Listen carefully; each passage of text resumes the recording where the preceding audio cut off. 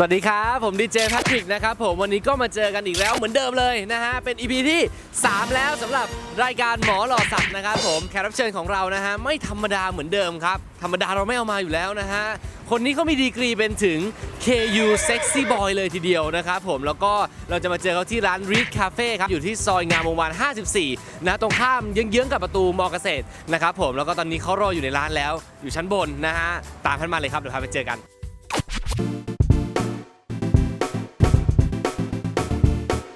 สวัสดีเป็นทางการอีกรอบนะครับผมไปเราไปนั่งคุยกันตรงนู้นดีกว่านะครับผมตอนนี้เรียนอยู่ที่ชั้นไหนปีอะไรแล้วฮะครับตอนนี้เกมนะครับก็เรียนศึกษาที่คณะสัตวแพทยศาสตร์นะครับมหาวิทยาลัยเกษตรศาสตร์ครับเป็นปีที่ 3 ครับผม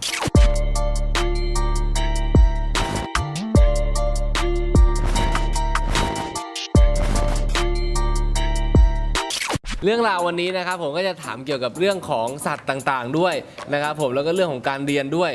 เกมเองเนี่ยมีสัตว์อะไรที่ไม่ชอบบ้างไหมส่วนตัวพอเรียนถึงปี 3เนี่ยก็ไม่มีแหละแสดงว่าก่อนปี 3 มีก็แบบแมลงสาบนี่แหละ จริงเหรอแต่พอมาเรียนก็เริ่มแบบหายแล้วเพราะว่าต้องเรียนเกี่ยวกับมันนะครับเป็นวิชาแอนโทรพอดอย่างเงี้ยต้องล่าสุดเลยเอาเล่าให้ฟังหน่อยได้เอาขวดน้ำเนี่ยไว้ตรงท่อให้มันขึ้นมาอย่างเงี้ยครับแล้วก็ต้องจับมันไปส่องกล้องเพื่อดูอวัยวะข้างใน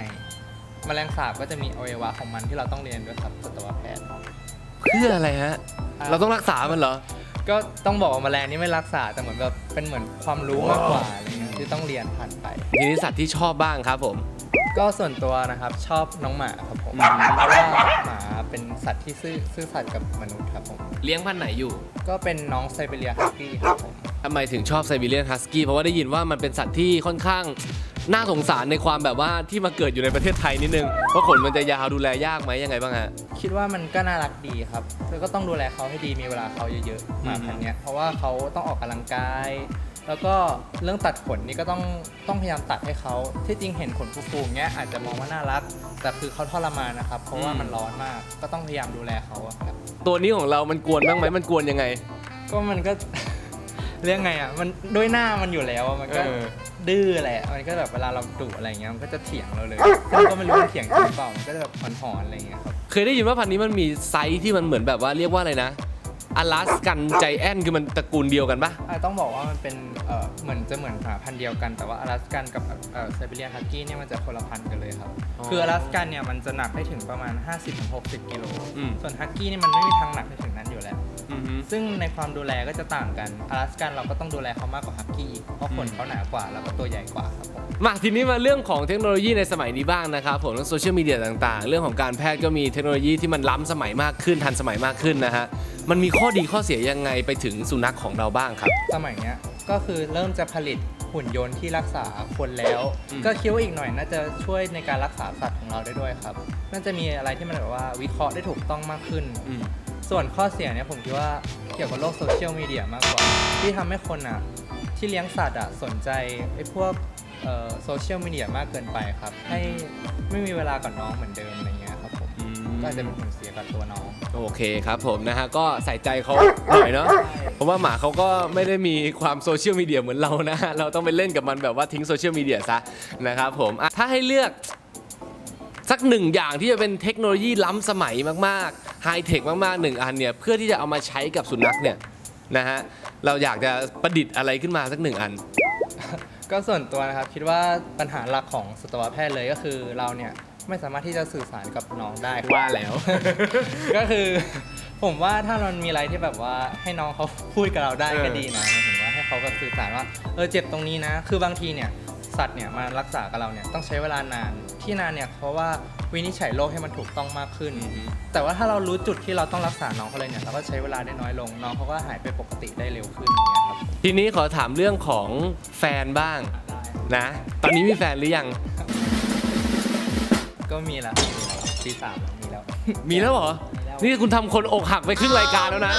มีแล้วครับมีแล้วโอเคไม่ว่ากันนะครับผมเขามีแฟนก็ต้องเข้าใจเขานะครับผมทีนี้อยากถามเองบ้างคำถามนี้อาจจะแปลกๆหน่อยนะแต่ว่าอยากรู้ว่าถ้าสมมติว่าจะเลือกหมาสักพันหนึ่งที่เหมือนแบบว่าจะเป็นแฟนของเราอะที่มันบุคลิกเหมือนแล้วก็ความสวยข้างนอกสเปคเหมือนด้วยเนี่ยคิดว่าพันไหนที่เราจะชอบที่สุดเลยแฟนเป็นหมาเลยเหรอพี่ใช่ เอานี้แล้วกันเอาโกลเด้นก็ได้ Golden โกลเด้นเนี่ยที่จริงเป็นหมาที่ค่อนข้างที่จะฉลาด ขี้เล่นด้วย ใช่ขี้เล่นด้วยแล้วก็ได้อะไรว่านอนสอนง่าย ชอบตรงนี้ว่านอนสอนง่าย แล้วเขาก็ลุยไปกับเจ้าของได้ด้วยนะ ใช่ใช่ เจ้าของไปไหนเขาไปด้วยหมด ใช่ นะครับ ลุย โอเค สุดท้ายแล้วนะครับผมฝากช่องทางการติดตามนิดนึงครับ ได้ครับ ก็ช่องทางการติดตามนะครับ ก็ IG นะครับคณาทิพย์จุดคอนะครับ KANATHIP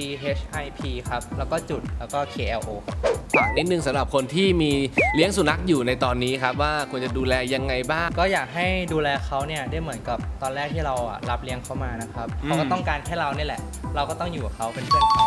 ครับ ติดตามเกมได้อย่างที่ช่องทางที่เกมบอกไปเมื่อสักครู่นี้นะครับผมสุดท้ายนี้ขอบคุณเกมมากครับขอบคุณครับ เรามีของมาให้นะฮะเฮ้ยอ่ะมาแล้วนี่เป็นหมอนเพชรฮิปสเตอร์นะครับผมจากทางรายการของเรามอบให้นะ ใส่มือเข้าไปด้วยจะต้องใส่มือเข้าไปเป็นเอกลักษณ์นะฮะเพื่อความน่ารักมุ้งมิ้งนะครับผมนี่จากความเซ็กซี่เป็นความคิ้วไปเลยทันทีนะครับ ยังไม่ปล่อยให้กลับยังไม่เสร็จเพราะว่าเรามีอีกหนึ่งสิ่งที่อยากจะมอบให้กับเกมนะฮะการที่เรามาร้านนี้เป็นประจำเราต้องมีเมนูประจำของเราจัดมาให้แล้วครับผมมีบ็อกซ์โทสต์นะฮะมีอิตาเลียนโซดาแล้วก็มีโอริโอมิลค์เชคนะครับผมนี่มาเลยโอ้โห